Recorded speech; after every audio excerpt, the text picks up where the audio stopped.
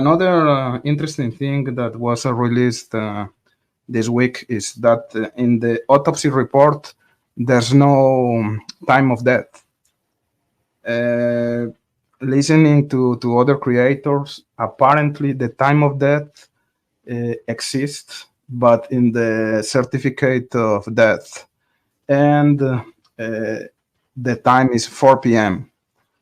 So that's interesting because the information we have is that Richard Allen allegedly he was there until 3:30, and if the time of death is now 4 p.m., that's also meat for the defense. I don't know. What do you think about that? Oh, good God. I mean, could you just hit me over the head with one more, one more enigmatic question, because I don't know what to make of that. Also, hello, That, Buck. that's why you're here, man. Because you're the brain. Oh, yeah, no, I'm not. I'm really not a brain. I just am skeptical. That's all. And Yeah, no, I know.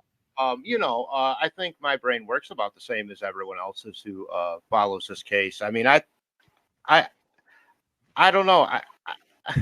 4 o'clock, but again, if it's not on the certificate, isn't it just hearsay? No, it's not in the autopsy report. In the autopsy report, there's no time of death. It doesn't appear.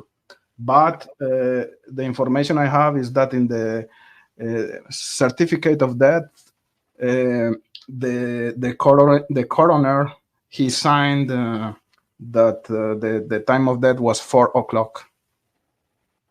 Okay. Yeah, I find that odd since they were saying the whole time the girls were dead by 3:30. Exactly. Every time we were hearing that everything was done by 3:30, and we know that allegedly Richard Allen was there until 3:30. So now we have like 30 minutes in the limbo, lost.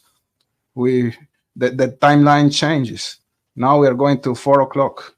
Before we were working with 3:30. Now it's 4. It's not the same thing, So yeah, Right. there's a Where exactly was flannel shirt guy the whole time? I mean, I'm sorry, dude, but like, you know, I I don't know. Now we're talking 4 o'clock. I mean, what time was Derek German there looking, and Tara, a German, and you're way back in the 3:30 range. So you're telling me for a half hour that they were still alive, and